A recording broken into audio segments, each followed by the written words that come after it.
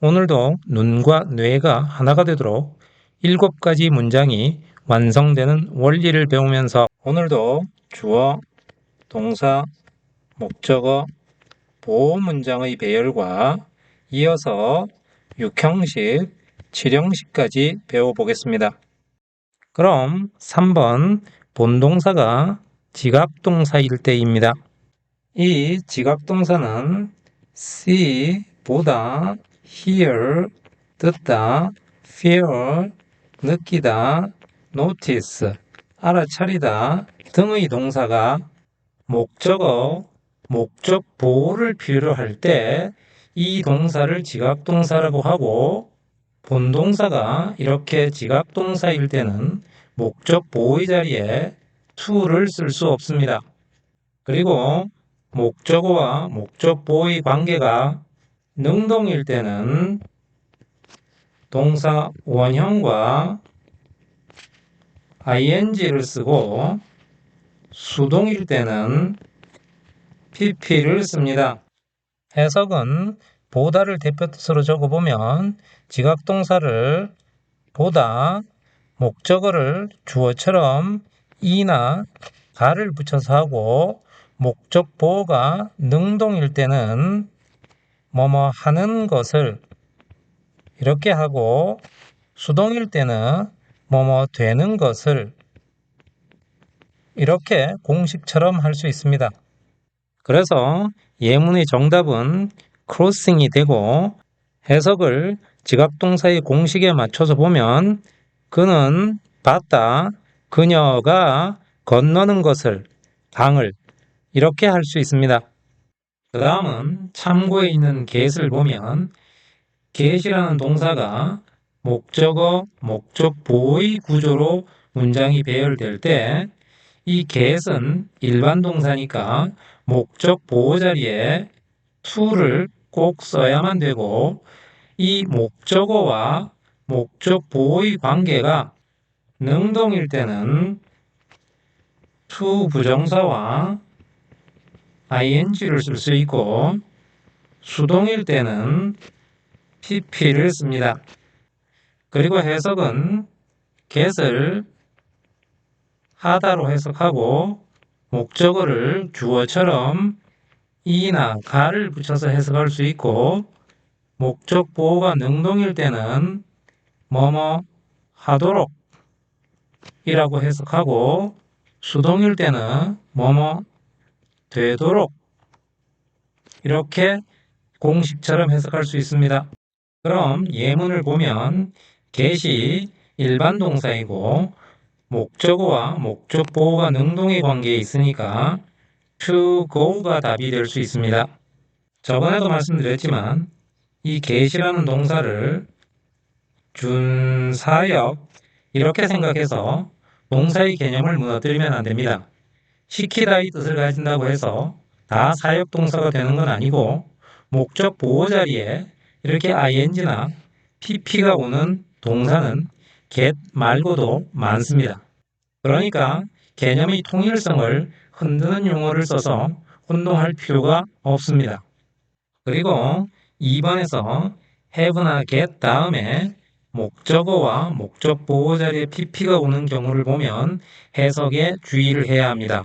첫 번째, 이익이 되는 경우에는 뭐뭇을 시키다, 뭐뭐 하게 하다로 해석할 수 있고, 두 번째, 손해가 되는 경우에는 뭐뭇을 당하다로 해석을 해야 됩니다. 예문에서 보면 우선 답은 목적어와 목적 보호의 관계가 수동의 관계니까 stolen이 답이 됩니다. 그럼 해석이 당하다의 뜻이 되는 과정을 언어 논리로 밝혀보겠습니다. 나는 가졌다, 나의 지갑을. 이렇게 해석하면 뭔가 갑자기 지갑을 가졌다고 하니까 좀 뜬금없습니다. 그래서 이 had가 가지다의 뜻 말고 사역동사인 시키다의 뜻이 아닌가를 생각하면서 목적 보호가 나오기를 기다리면서 읽어가면 되는데, 그러면 나는 했다, 나의 지갑이 도난되도록 이렇게 됩니다. 그런데 내 지갑이 도난되도록 했다는 건 말이 너무 황당합니다. 그래서 지갑이 도난된 거를 자연스럽게 이해하면 지갑을 도둑 맞은 게 되겠죠. 그래서 나는 내 지갑을 도난당했다 또는 도둑 맞았다 이렇게 해석할 수 있습니다.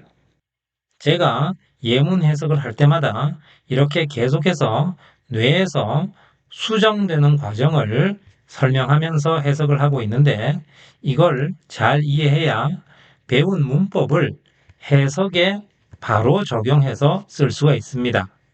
선생님들이 해주시는 해석이나 답지에 나와 있는 해석처럼 남이 해주는 해석으로는 왜 그렇게 되는지 알 수도 없고 문장을 처음 볼 때부터 여러 가지 뜻을 가진 동사는 어떤 뜻으로 쓰였는지 보자마자 알 수가 없으니까 모든 동사는 동사를 보면 일단 그 동사의 기본 뜻으로 먼저 해석을 하고 이어지는 단어를 필요한 말에 따라 문장 성분에 맞춰서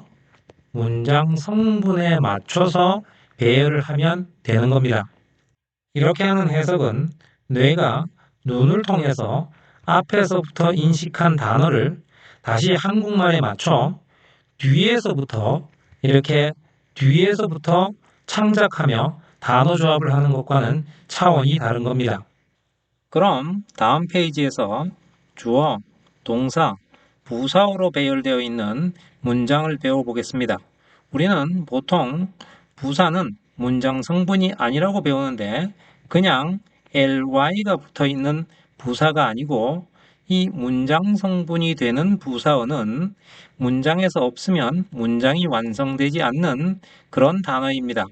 그래서 이런 부사어를 문장 성분이 되는 부사어라고 부릅니다. 그리고 보통 이 부사어에는 꼭 그런 건 아니지만 보통은 장소를 나타내는 단어들이 많이 쓰입니다. 그러면 예문에서 보면 he is까지는 말이 안 되고 빈칸에 in을 적어줘야 he is in the house 이렇게 말이 완성됩니다. 두 번째 문장에서도 out이라는 단어가 이 문장에서 없어지면 이 문장은 완성되지 않습니다. 그래서 우리가 배워온 대로 이러한 문장에서 부사어를 빼고 주어, 동사로만 구성되어 있는 일형식 문장이라고 말할 수가 없습니다. 그러면 장소의 부사가 아닌 부사어가 쓰인 문장도 한번 보겠습니다. He is without a job. 이 문장에서도 he is까지는 말이 안 되고 뒤에 부사어가 있어야 문장이 완성됩니다. 이 문장에서 without a job은 은유적인 장소의 개념이긴 하지만 직접적인 장소는 아닙니다. 이렇게 동사 뒤에 부사어가 꼭 있어야 문장이 완성되는 경우가 많으니 주의해야 합니다. 그러면 이전 강의에서 배운 문장 배열과 연결해서 생각을 해보면 주어, 동사까지 해석을 해서 말이 안 되는데 을을이 필요한 경우가 아니면 이제 보어와 부사어가 필요한 문장인 겁니다. 그럼 마지막으로 주어, 동사, 목적어, 부사어로 된 문장 배열을 공부해 보겠습니다. 이 문장은 동사까지 해석하니까 목적어가 필요해. 목적어를 해석했는데도 말이 안 되고 더 필요한 말이 있어야 되지만 목적어를 설명하는 말이 아니라 동사를 수식하는 말이 더 있어야 되는 문장 이렇게 정의할 수 있습니다. 그럼 예문을 통해서 이해해 보겠습니다. 그는 놓았다 책을 이렇게 하면 궁금한 게 있습니다. 책을 놓았다만으로 문맥과 상황이 있으면 말이 될 수도 있지만 이 문장만으로 완벽한 문장이 되려면 어디에 놓았는지가 필요합니다. 그래서 장소를 나타내는 on the desk가 있어야 완벽한 문장이 됩니다. 그리고 두 번째 문장은 더 주의해서 살펴봐야 되는데 우선 해석을 먼저 해보면 그는 다뤘다 또는 대했다 그녀를 이렇게 해석할 수 있습니다. 그런데 이렇게 해석하면 의미 전달이 충분하지 못합니다. 그래서 보충하는 말이 더 있어야 되는데 여기서는 목적어를 더 설명해주는 말이 필요한 게 아니고 내용상 다루는 또는 대하는 방식에 대한 설명이 필요합니다. 그래서 부사가 더 와서 동사의 의미를 채워줄 수 있습니다. 그러니까 답은 kindly가 됩니다.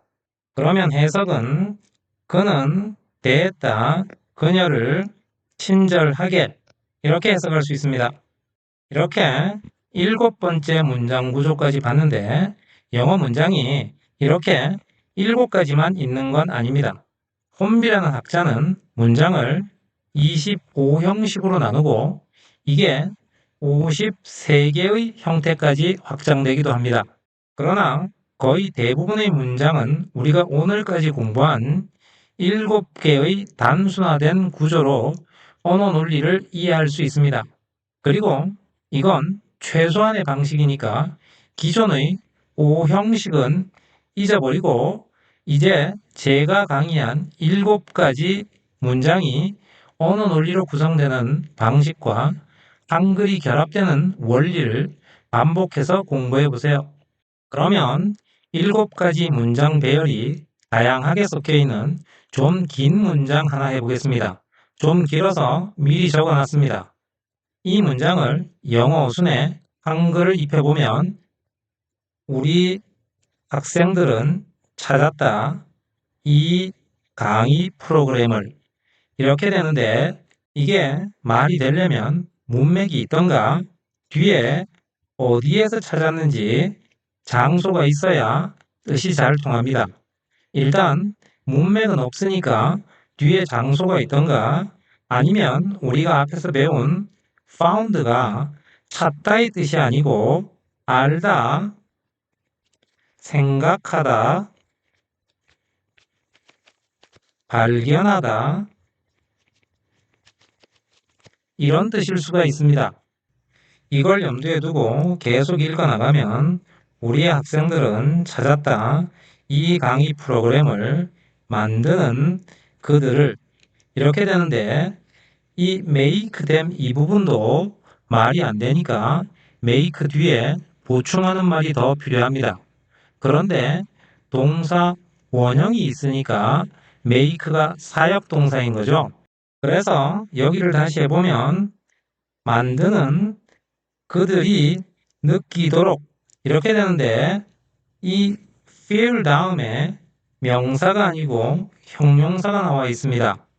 그러니까 feel이 뭐뭐하게 느끼다가 되겠죠. 그래서 여기만 한 번 더 이어서 해보면 만드는 그들이 더 자신있게 느끼도록 이렇게 됩니다.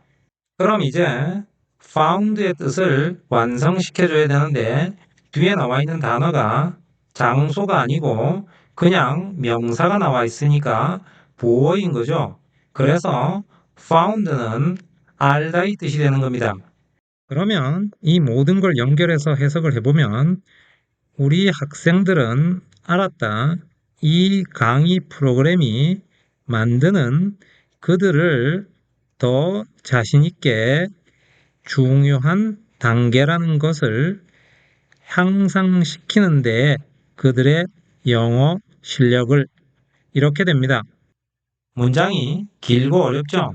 그렇지만 지금 듣고 계신 이 매직 문법 강의를 통해 영어 문장이 구성되는 원리를 언어 논리로 배우고 그 원리가 문장에 적용되는 방식을 배워나가면 영어에 한글이 입혀지고 영어를 한글 보듯이 할 수 있습니다. 그럼 여기까지 제1장 동사의 종류를 마치고 다음 시간에는 제2장으로 이어가겠습니다.